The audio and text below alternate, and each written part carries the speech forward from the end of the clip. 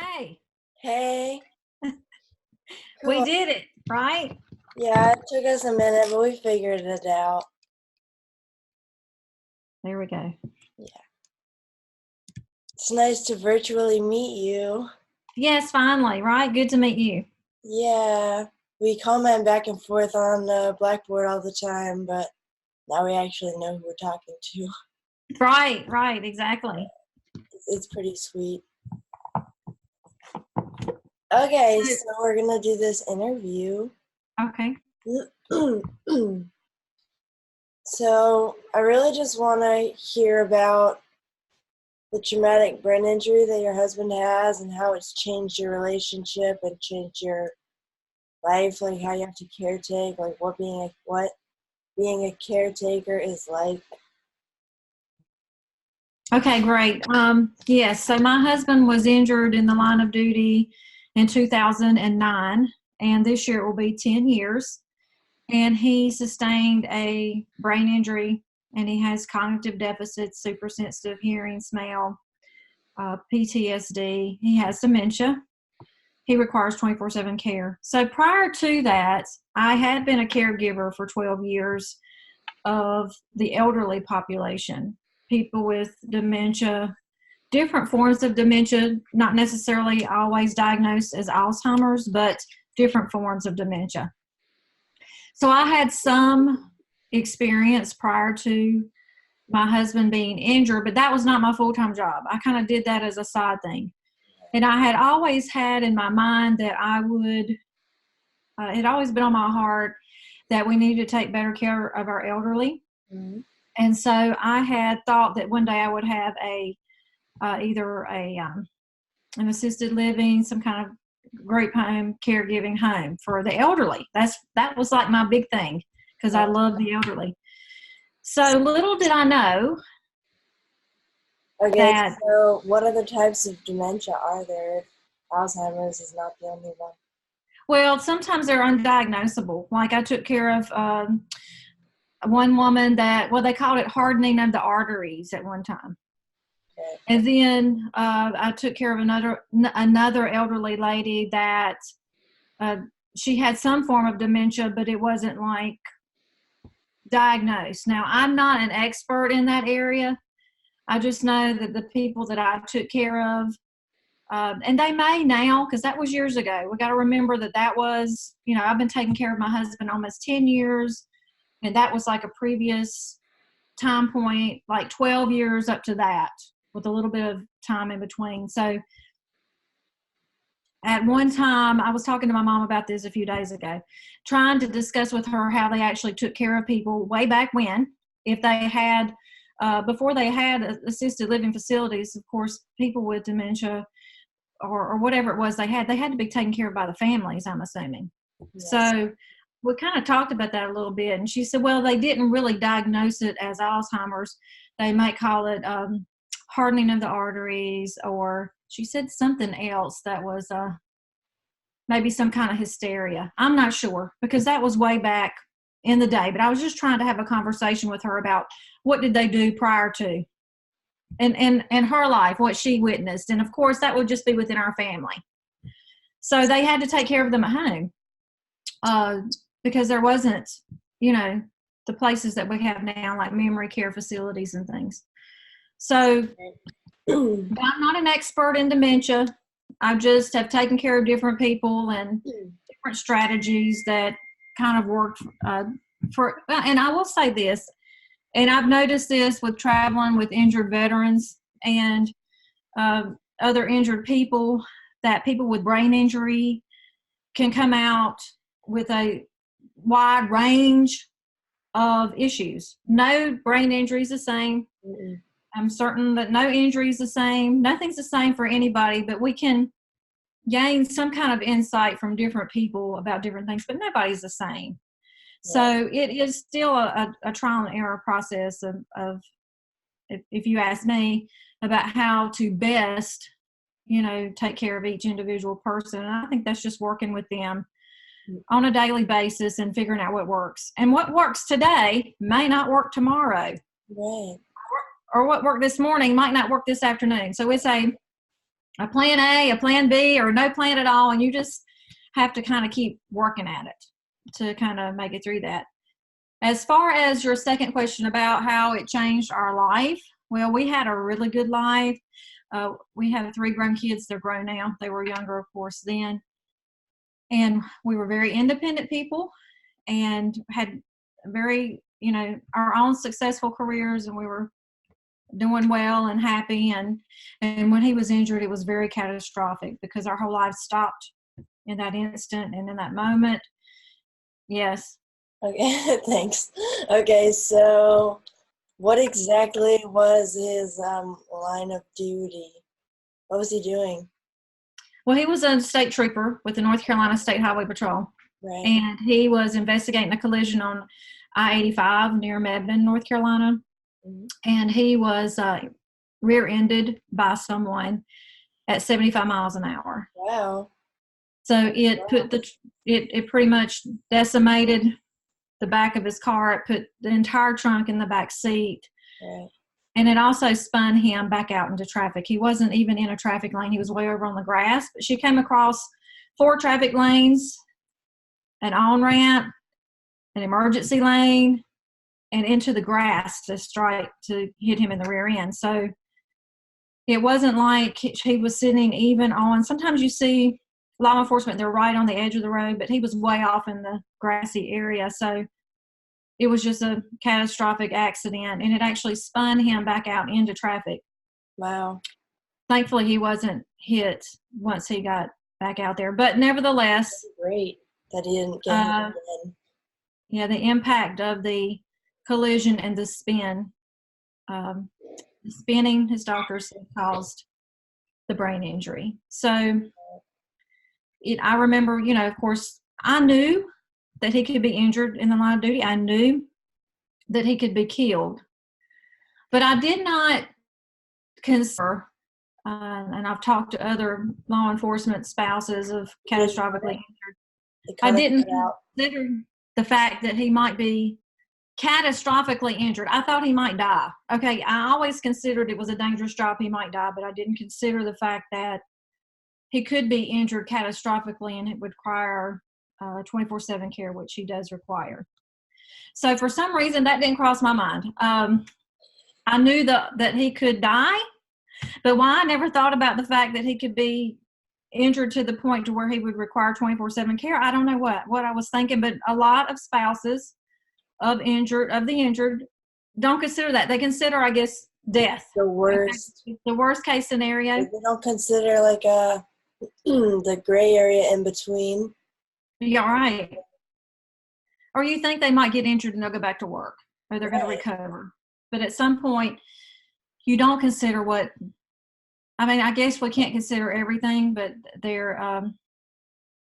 that's something that was it was unexpected. I wasn't prepared for that to happen, but nevertheless it did, and then we had to move on from there. So. Right. So when you say 24/7 care, like, does he need a teeth brush for him? Well, that's considered like assisted, with daily living things. And I don't want to really go into specific details about him specifically because I haven't asked him, and of course I wouldn't go into specific details. But I understand that's just for him. Okay. But he does require somebody with him for care and supervision 24/7, and he will for the remainder of his life. But nevertheless, I still believe that people, and I've always felt this my entire life, even with the elderly, that if you're still alive, you have the ability to do something.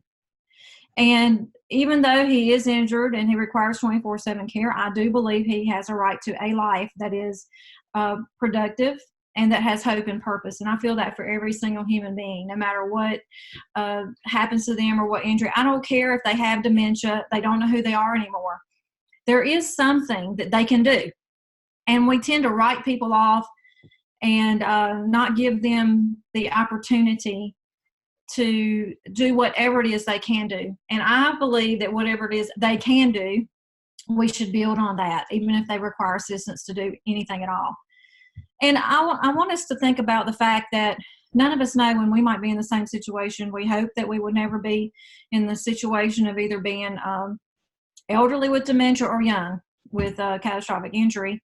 But if we were, we would want to have programs in place and to be taken care of and treated with respect and dignity. And that's what Absolutely.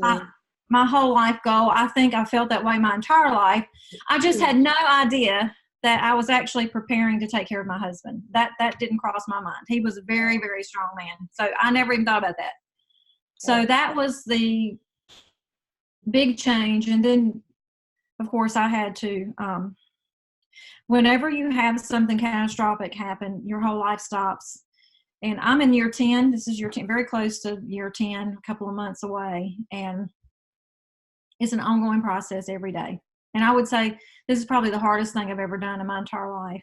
Right. And, but it's worth it. And if you care about people, and as I said, we should have services in place for everybody, regardless of whether they have family or not, Right. that would provide with them a way to have a productive life of some sort. Something positive to do with themselves.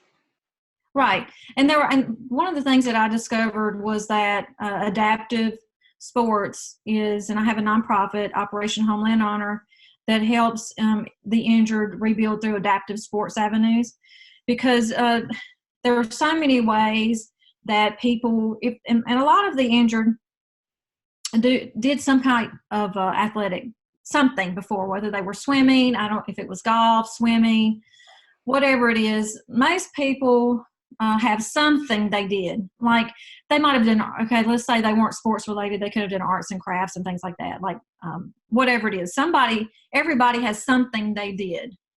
Right. And if you can take what they did and adapt what they can do now so that they can still do that in some capacity, that is a way to start somewhere. Because I have to admit, when he was injured, I said to his doctor, his brain injury doctor, what am I going to do? What are we going to do? What are we going to do for the rest of our lives? And he said, well, what did he do before? And I said, well, he golfed and he swam in college and he ran cross country. And he said, that's what he's going to do now. I was like, wow, I had no idea. So I started looking into adaptive sports. I'm going to close the door. Okay.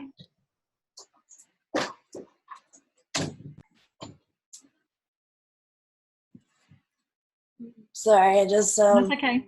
Yeah. All right. So I started looking into adaptive sports, and what I discovered was that there were a lot of adaptive sports for people that were born with disabilities, such like Special Olympics. But since he wasn't born with a disability, he wouldn't qualify for even that for adults. The Paralympics is a good avenue, but with the Paralympics, they want most of the categories you have to be missing a limb, like you're missing an arm, you're missing a leg, you're missing some kind of amputation. They do have a cognitive deficit category, but that has to have happened to you before you were 18. He was an adult. Crazy how they have like specifications about when or how you got the disability. It's like they have a disability, like they should qualify. But each different group has their own thing, and the veterans have figured out that that adaptive sports really helps people rebuild new lives. But the injured law enforcement in the country have very little resources, and I discovered that through the process of about, I want to say, 4 years of calling around the country trying to find somewhere for somebody that would allow my husband to participate. And most veterans groups are closed to injured law enforcement officers because of their 501c3 status, the way they wrote their 501c3 nonprofit. They don't have the funding. But yet I knew that that's where he needed to be, because the first time that he actually, I'd taken him to Georgia for this swim camp with the Paralympics, and he was in one swim camp. When I got there, there were only children there. So they said, well, he can go in with the veterans for today. So we were within the veterans group, and we were in a conference meeting, like just to get to know him. And we went around, and everybody was supposed to say their name, and I didn't think he would say his name. But in the group of these injured veterans, he said his name. and this has been 4.5 years after injury. He says, I am, gave his name. And I was so shocked and surprised that he actually participated. And then we went around the group, and we were supposed to say something that nobody else would know unless we said it. And I thought, I just don't know if he'll say anything at all. I thought he might, not say anything. And when he got around to him and he said, well, I belong to Jesus Christ. And I was so excited. I can't tell you how excited I was, because I had discovered that within a group of injured veterans, he was able to communicate. And they accepted him. And I knew that's where he needed to be. But by the end of the day, the lady that was over it said, well, there's nowhere in the country he can swim. He doesn't qualify for the Paralympics, even though there was a brain injury category. They want him to be missing a limb or something. And he can never swim with these veterans again because he's not a veteran. So here I am thinking, the world has to be big enough for everybody. I cannot believe there's nowhere in the whole world for him to swim, adaptive swimming. And he can be a part of this veterans group, but yet he actually communicated within that group, and I knew that that's where he needed to be. And so that night we were in Georgia. I went back to the hotel, and I really did a lot of soul searching, and that is the night that I created my nonprofit, Operation Homeland Honor, so that nobody else injured in this country would ever have anybody say to them, there's nowhere in the whole country for you. Because yes, there is, and that's within my nonprofit. And that's where my nonprofit came from. I'm sorry, say again. I said, that's incredible. That's where my nonprofit came from. And later, I know from being in class together, I've written some books for caregivers, because God really laid on my heart that, well, I personally know how hard caregiving is. And especially when you're caring for somebody that you love so much, and especially if you're dealing with something like dementia or some kind of cognitive deficit where they knew before and things were different, and then all of a sudden the person you love may not even recognize you. They may not like you. They might be mad at you. They may say things that they would have never said before. And whenever you're dealing with something like that, number one, it's a grief. You're grieving, okay, because you're losing somebody that you love a lot. And a lot of people go through this with parents who have dementia. And when they no longer recognize, your mother or father no longer recognizes you, it's a grieving process. And so, but also we go through that, spouses, if we have or even a child even with a brain injury, or a spouse with a brain injury, they can be catastrophic, and it's a grieving process for you, but yet you have to be strong enough to take care of them. And that's the thing. So the Lord really laid on my heart and gave me these books. I truly believe that they will help people, and I have them online.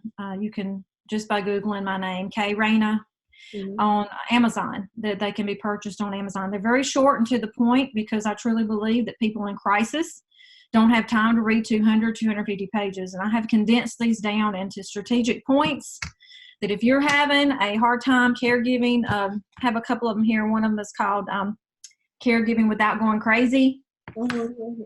Another one I have here is Self-Help Strategies to Survive When Your Spouse Has Brain Injury, Dementia, or some other awful thing that's taken over your life. Another one is When the World Won't Stop Spinning, Encouragement to Pull You Through. Because what happens is when anybody goes through any kind of crisis in their life, I don't care what it is, and it could be even a death, the world keeps going. And the sun keeps coming up, and the world continues. Your bills keep coming in the mailbox, and everybody else still has to go to work, and everybody else still has their routine. But your world has been turned upside down, and you really do need to have some strategies that you can depend on, or at least start building on, to get yourself back together, because it's very difficult. But it's not impossible. And what I want people to know is they're not alone. They're not alone in this, and that they can do it. Because I've talked to lots of caregivers who probably 1,000 times a day think in their minds, I don't know how long I can do this. I don't think I can do this. I don't know if I can do this. they can do this. I think one of the important points, and I'll just bring this up, is that what I've discovered is you really do have to live in the moment. You cannot live in the future. Because if you start thinking, I'm not going to be able to do this for the next 10 years, or you might think, I can't do this for the next hour. Okay, if you're really in a desperate situation. But you're not in the next hour yet. You really just need to bring it back to the moment where what you're in. And you breathe in and breathe out. Keep breathing. You can do it now. And keep that focus. And just keep your focus in the moment and do the best you can at the time and not worry about the future. Nobody can predict the future, but if we can keep it in the moment and realize that we are going to be able to rebuild new lives and we're going to make it. And I think that's an important point that people need to know if they're in crisis, just to stop a minute and take a breath and hang on and just regroup. And know that they're not alone in this, even though they may feel completely alone. I'll be honest, I don't see many people in person unless I'm out traveling with the injured. So either I live as a recluse. I'm either out taking my husband to appointments or out with him with the injured or some of the thing, or I'm at home and I pretty much see nobody else. But it is possible to rebuild new lives, and I truly believe that. And that's one of the things that I am hoping to be able to help other people with. That's a whole lot of things that you've learned from this experience and what you're transforming it into. And I don't know you, obviously. I mean, I do on Blackboard, but that's it. I'm proud of you for doing what you do. It's really ironic because I think my life was actually saved by a state trooper. Okay. About a year a year and a half before the accident, my seatbelt was broken. It wouldn't click when I tried to lock it. Yeah. And at first I was like, wow, I really need to get my seatbelt fixed. But then I just kept getting my car and it was still broken. And I was like, all right, I'll just drive. It's cool. I kept doing that, and then eventually got to the point where I was like, whatever. I just got so used to it. And one day I was, driving my car, and there was a state trooper on a motorcycle, and he saw my lack of seatbelt on, and he pulled me over. And I was pretty mad. Honestly, I was very upset with him. And my car wasn't registered because I didn't drive up to North Carolina and get it re-registered yet. I usually go up during the summer and get it re-registered and stuff, but I wasn't there yet. So I got a tentative ticket for not having my seatbelt, and also one for not being registered. But he said that if I go to the court date and I've fixed my seatbelt and I've re-registered my car, then I will be good to go, and he'll drop the tickets. Right. I was like, sounds good. So I showed up to the court date with my broken seatbelt, and I got it fixed. So yeah, my point is basically that the state trooper saved my life, pretty much saved my life, because he made me get my seatbelt fixed. And theoretically, if he didn't, I probably would have flown out the windshield and just died. Yeah. And I actually contacted him after, probably 3 months ago, and I called. It was hard to track him down. I did so much stuff and make my way through so many numbers and whatever. So I finally got in contact with him and left a message. And then I got contacted by his boss, and he said that the state trooper could call me back between these hours. And I was like, all right, sounds good. So I thanked him in the voicemail and said, I know you probably don't get voicemails that are thanking you very often, but thank you. Yeah. So you're a survivor too. Yeah. Mm-hmm. And I got T-boned by a 92-year-old man that was driving. I'm like, how are you still driving at 92? Right. On the road. Excuse my inappropriate language, but I'm just feel strongly about this. So yeah, I survived, and obviously I'm doing pretty well in school. I can whatever. My only lasting effects really are since it was on the right side, my left arm, my left side is like requires so much more training to do stuff. Like earlier, Right. I cracked a seal for a bottle, like a juice bottle or whatever, and I was like telling my mom I was so proud of myself because I just opened the bottle with my left hand, and she was like, Right. "Good job." And I was like, can't believe that's like a big thing for me.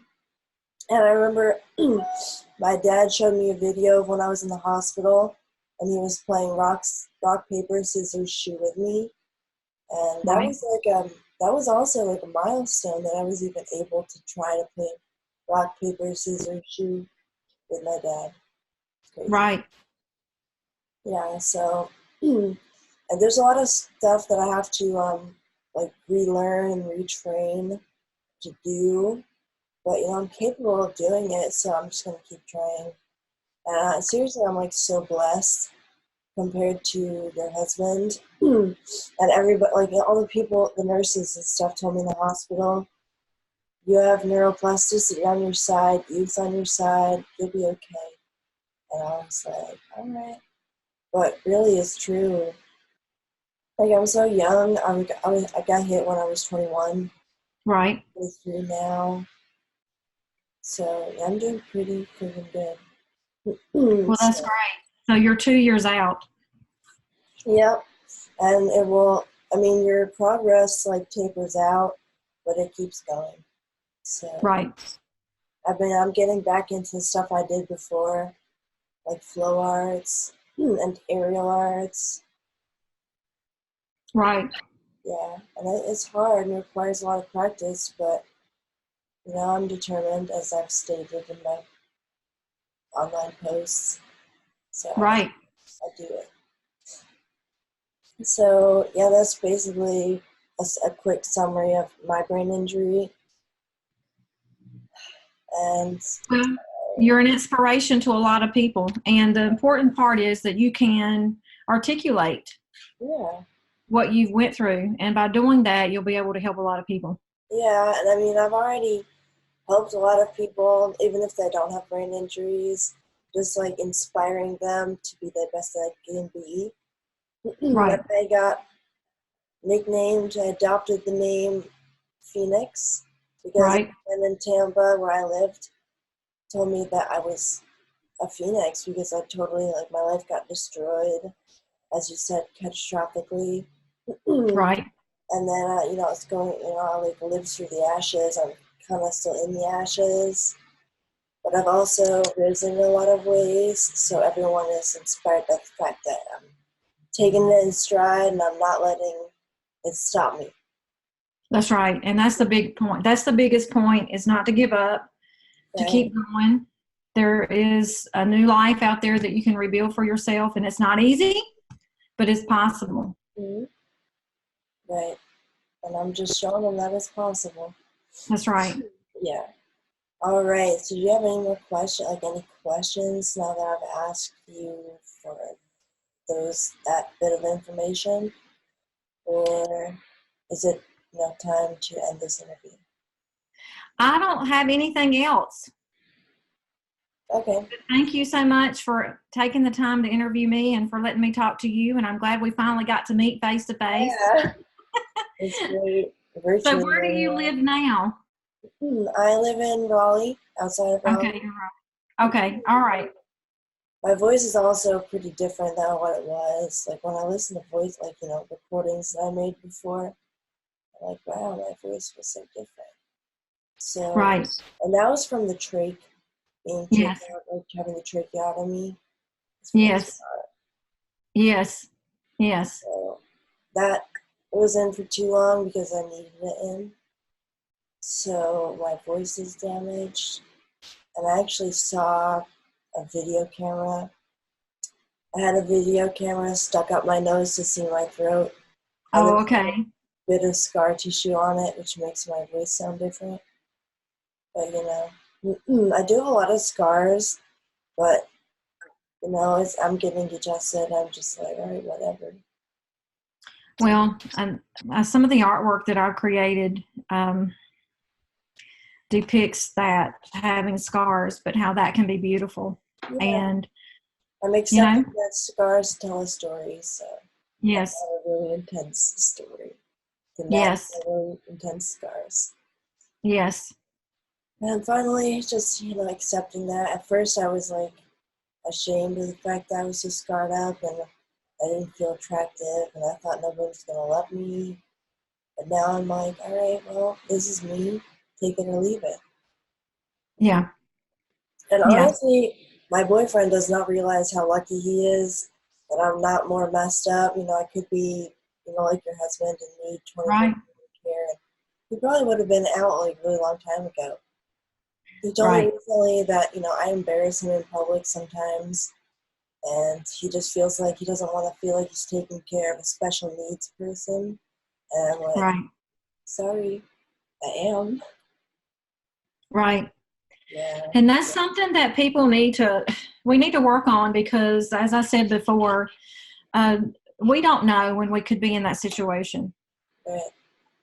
And I think if people would come in it and think about it, contemplate what kind of care, what kind of love, and what kind of support would they need, and give that. Sometimes we look at relationships, and I write this in my book, as only reciprocal. I'll do for you if you can do for me. But what if you have a relationship that can't be reciprocal? Can you still love somebody that way? And I think the answer is yes. But it requires people to decide who they're going to be, regardless of whoever the other person is. And we can do a better job here in the world by accepting people and learn a whole lot from people if we take the opportunity and the chance to do that. For sure. Yeah.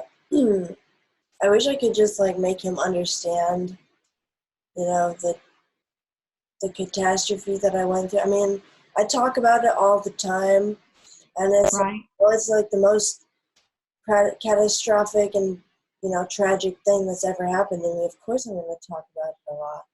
Yeah. You just, I don't know. Well, it's a part of your life, and what happens is that and I don't know about you, but I tend to have a pre-injury memory and then post, and there's a distinct line that the injury caused life to change dramatically from the pre to the post, and that is something that I have not been injured personally, so I don't even know what it's like. I've only watched my husband, who I love, the love of my life, go through it. Right. And even my life, I see it that way. So we can pray that he will have more insight into that as time goes on. Right. Yeah, I very much send out good energy for him to get involved in things that he wasn't before. Right. Can't swim anymore. I know you mentioned some other things that he did, so I don't think golfing is probably in that range of potential. He does golf. Oh, Yeah. okay, that's awesome. He had to switch because it messed up his right arm and shoulder pretty bad, but he is now a left-handed golfer. Hmm. And it took a long time, to years, to be able to hit the ball straight, but Right. he can. I mean, he's as good as any other little golfer who has bad days and good days. Right. But it does take, as you were talking about, it might be harder, but it's possible if you want to do it in some way. And adaptive golfers, and I've seen all kinds of golfers who can't stand, they have these great lift chairs that stand them up so they can golf, and people that are missing arms and legs can golf, and Yeah. there's pretty much a way to do things adaptively. Yeah. There was somebody in my rehab that is like now paralyzed, and I remember he was in this mechanical machine that was imitating walking. Right? He put his legs in it and it would walk for him. And he's Yes. very excited about that. And he's going to get a vehicle that is altered so he can drive with his hands, Good. which is Yes. awesome.